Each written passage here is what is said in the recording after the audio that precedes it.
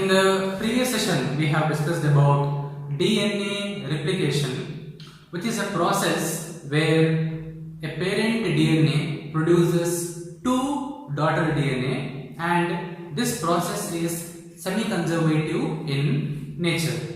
In this session, we will be discussing about transcription. As you know, according to the central dogma of molecular biology proposed by Francis Crick, information passes from DNA to RNA and RNA to protein. So, transcription is a biological process where the information present in the genetic material, that is the DNA, is copied into RNA. Process of formation of RNA from the DNA molecule. Now, there are a couple of differences between replication and transcription.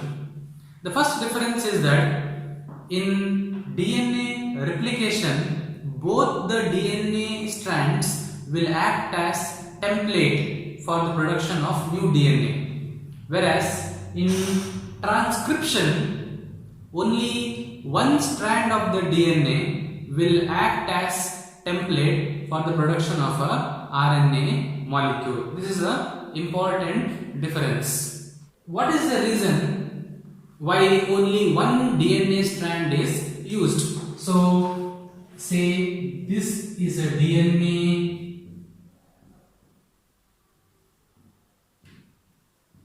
molecule with the two strands being in opposite polarity.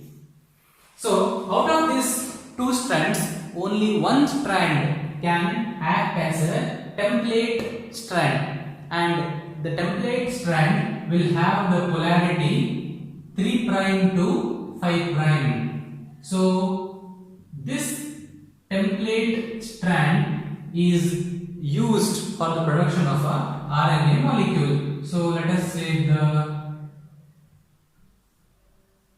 nucleotides in the template strand. So, the RNA molecule that is produced it has the following nucleotides. So, instead of A, in the place of T, there will be U. So, this is another difference between replication and transcription. So, instead of thymine, the RNA molecule will have uracil. So, wherever there is T, there will be U. So, in the place of T, there is U. So, this will be the RNA molecule that is produced from this template strand. And if you look at this, it has the exact information as the opposite strand, except that instead of T, there is U. Another difference between DNA replication and transcription is that in DNA replication, the entire DNA is copied. The whole genome is copied. Whereas in transcription, only a part of the DNA is transcribed. The entire DNA is not undergoing transcription at the same time. So, only certain parts of the DNA is being used for the process of transcription. That's another important difference. Now, coming back to the question, why only one strand of DNA is used for the production of RNA? Why not both? Number one, we know that both these template strands are opposite in their base pairs. So, it's a complementary base pair. So, if both the strands are used as template, so if this strand is also used as template, then in the place of T there is U, in the place of A there is U, A and C and G. So this is the first scenario. If both the DNA strand acts as template, what will happen? It produces two RNA molecules. So when these RNA molecules produce a protein, what will happen is the same segment of DNA, it codes for two different types of protein once translation takes place. So this particular RNA molecule will produce a different protein and this will produce another protein. This is not correct because then there will be lot of confusion in the protein making machinery. How one strand of DNA can produce two different types of proteins? That is point number one. Point number two, when these two RNA molecules are produced, because of their complementary base pairing nature, these two RNA molecules can join and they can produce a double-stranded RNA molecule. And we know that this double-stranded RNA molecule cannot undergo translation and any protein will not be produced. If that is the case, then the entire process of transcription is waste, because finally you end up with something that does not lead to the formation of protein. So these are the two reasons why only one strand of DNA molecule acts as template. One, because the same DNA molecule cannot produce two different proteins. Another reason is it will result in the formation of a double-stranded RNA molecule which will not produce a protein. Let us now move on to the important segment and study as to what are the different substances, proteins and enzymes required for the process of transcription and what are the different steps in the process of transcription. Number one, we need a transcription unit for the process of transcription and we need polymerase enzymes and certain other factors or proteins which will help in the process of transcription. So these are the important things, and we require energy and we require ribonucleotides. Let us start with the first one, the transcription unit. So the transcription unit is the one where the process of transcription is taking place. So transcription unit is nothing but a double-stranded DNA molecule which is undergoing transcription. So a schematic representation of transcription unit, it looks something like this. The two DNA strands, you know, they are anti-parallel in direction. So we have a double-stranded DNA molecule. On one side of the DNA molecule, we have a unit called as a promoter. We have a promoter, and on one end we have another set of sequences on the strand called as a terminator. Between the promoter and the terminator, the sequence that is present is what is called as a structural gene.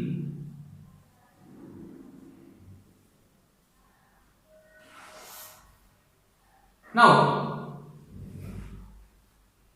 this structural gene is the one that produces a RNA molecule.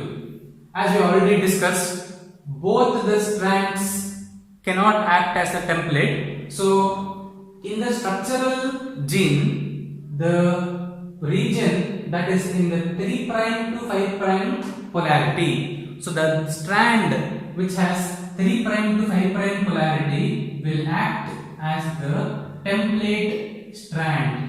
So this template strand is used by the polymerase enzyme to produce a RNA molecule. So the RNA molecule will have the information complementary to the template strand. On the other hand, the strand that has the orientation 5' to 3' is called as the non-template strand, or it's also called as the coding strand.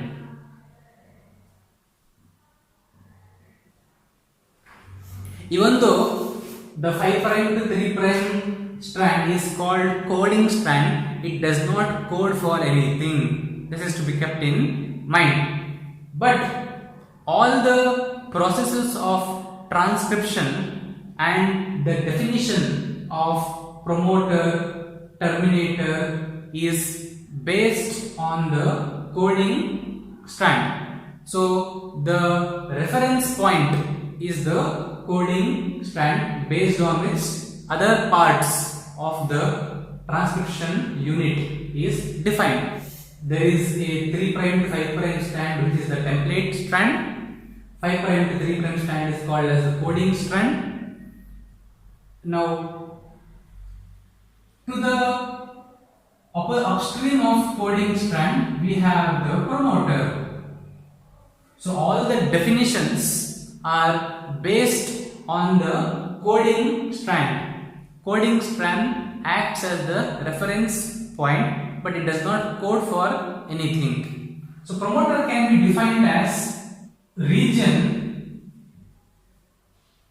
that is upstream of the coding strand. It is present at the 5' end of the coding strand. So promoter is present at the 5' end of the coding strand, which is the reference point.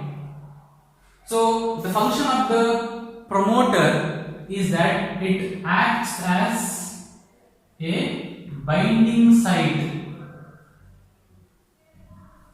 for our RNA polymerase enzyme, which is the main enzyme that will help in the process of transcription. So the RNA polymerase enzyme will come and bind to the promoter sequence. So this is the region that is present upstream to the coding strand. Now it is called upstream and downstream based on the point from where transcription starts. So if you look at the diagram, the promoter sequences are present from here to here. So this is where the RNA polymerase will come and bind. The transcription will start from this point onwards. So this is the transcription start site. So this site is also called as the +1 site. The first RNA nucleotide will be added from here onwards. So all the sequences that are present before this will be given a minus number. So from -1 to whatever the sequence. So that will tell you the length of the promoter sequence. So whatever is present before the start site is upstream. Whatever is present after the transcription start site is called as downstream. Therefore, terminator region is said to be the region that is present downstream of the coding strand. It is a DNA sequences that are present downstream. These are present at the 3' end of the coding strand. Their function is that this is the site or the region where transcription ends. Between the promoter and the terminator, we have the structural gene. As you know, gene is defined as a segment of DNA which will code for a polypeptide.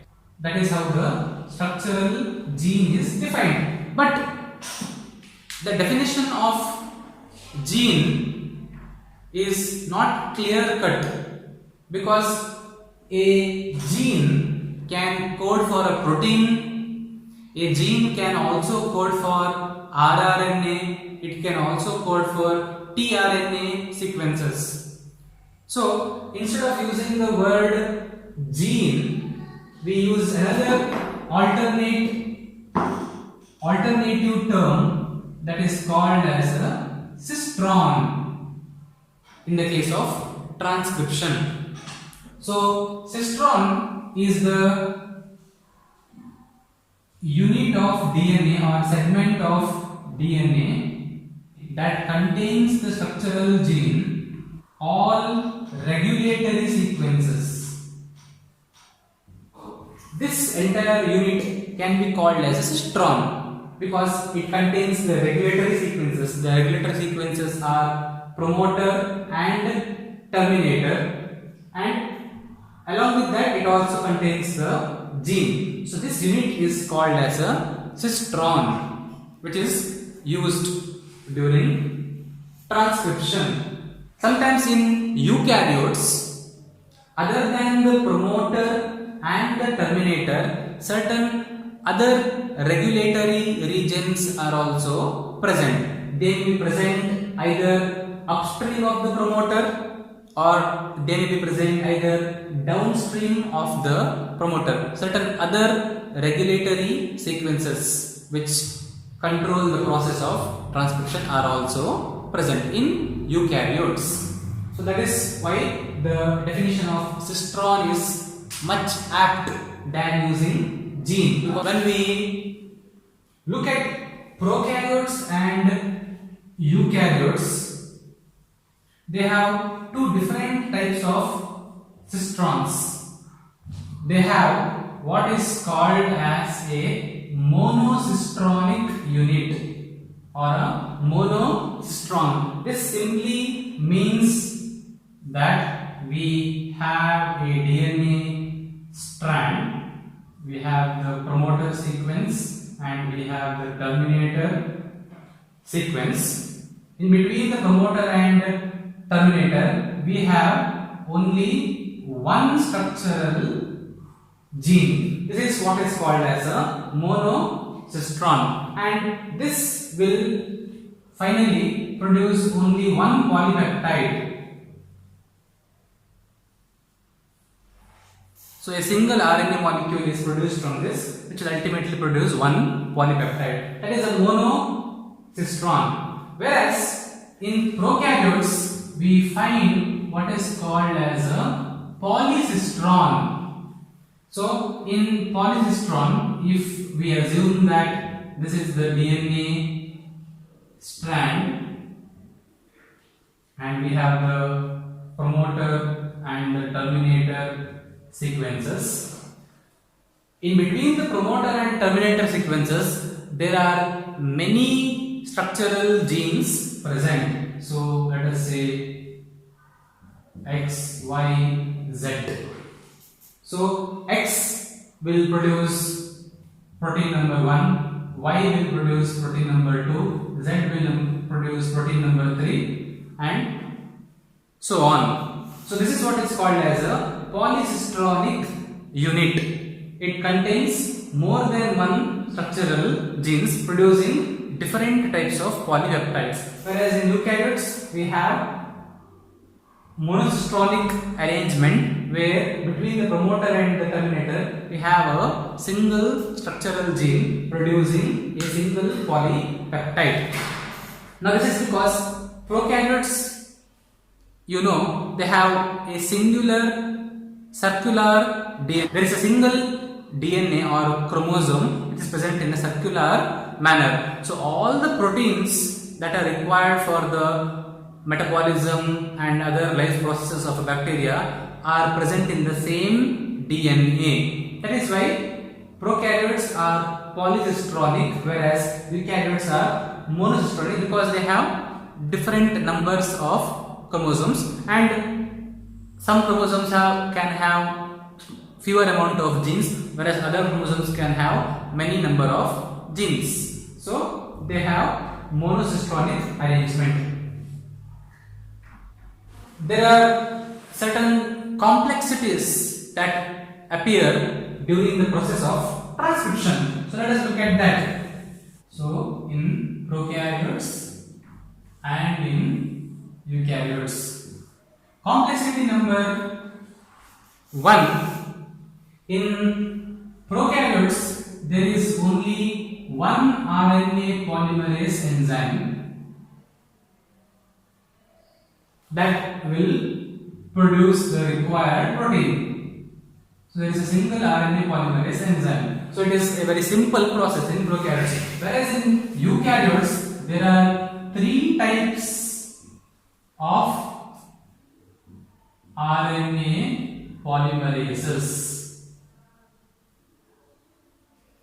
So these 3 types of RNA polymerases are RNA pol 1, RNA polymerase 2 and RNA polymerase 3. And each RNA polymerase, it has a different function. So RNA polymerase 1 is responsible for the production of ribosomal RNA, that is rRNA, which plays a important structural role in the production of proteins, ribosomal RNA. Whereas RNA polymerase 3 is required for the production of transfer RNA. Also, it is required for the production of snRNA, that is small nuclear RNAs. These two are produced by RNA polymerase 3, whereas RNA polymerase 2 is the enzyme that is responsible for the production of mRNA, which is the messenger RNA. This mRNA will then act as the template based on which the protein is produced. So that is what is called as the mRNA. This mRNA is when it is mature. So initially the messenger RNA is produced as a heterogeneous nuclear RNA, which then transforms into a mRNA. So this is the first difference between prokaryotic transcription and eukaryotic transcription. The main difference. There is only one RNA polymerase, whereas here there are 3 different RNA polymerases. In eukaryotes, we have what are called as a split gene arrangement. In eukaryotes, the genes are said to be split. So very simply, let us once again take the DNA double strand. This is our promoter sequence, this is our terminator sequence, and once this sequence produces the necessary RNA molecule, so this is my RNA molecule produced from the template strand, and this is the coding strand. So the template strand will produce a RNA molecule. The RNA molecule so produced, it contains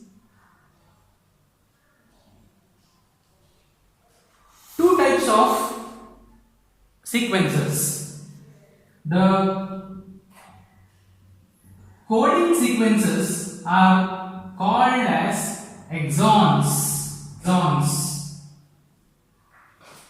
These are the ones which will form the protein, which contain the information for the protein during translation. In between the exons, we have interfering sequences or interrupting sequences called as the introns. This is what is called as a split gene. Between the two sequences which actually code for a protein, there are sequences which do not code for anything, called as introns.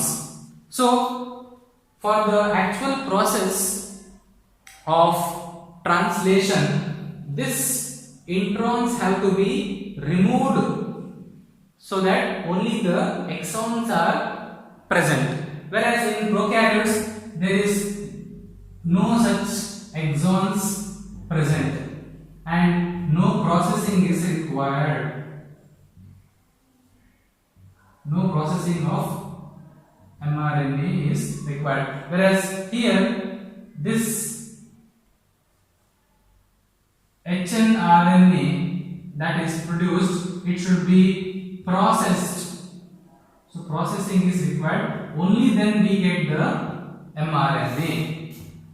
So the mRNA will contain only the exons.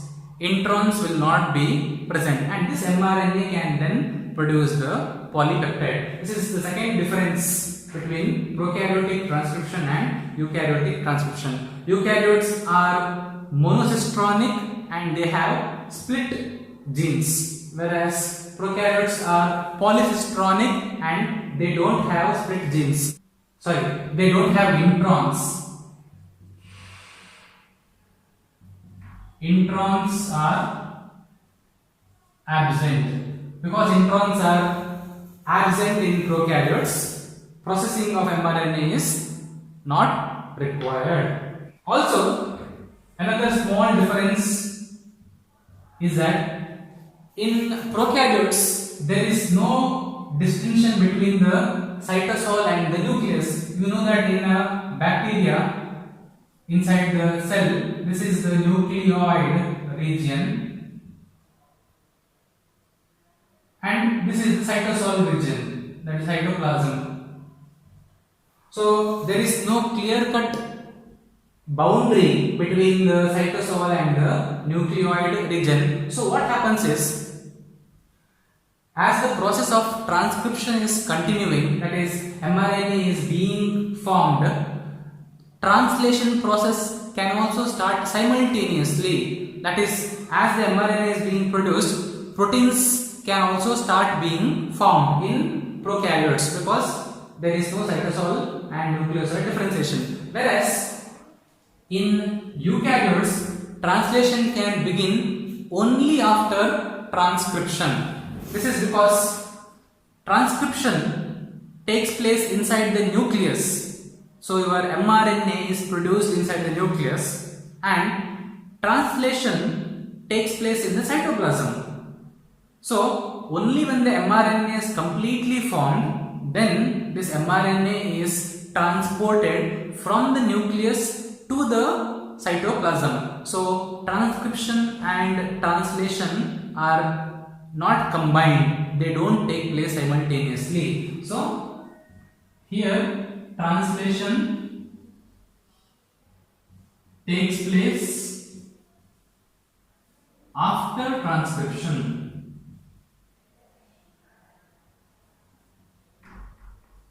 Whereas in this case, the production of proteins, translation and transcription, they can go on together simultaneously.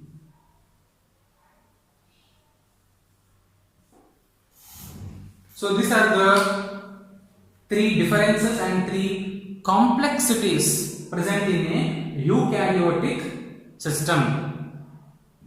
Now let us understand the exact sequence of transcription. What are the steps in a process of transcription?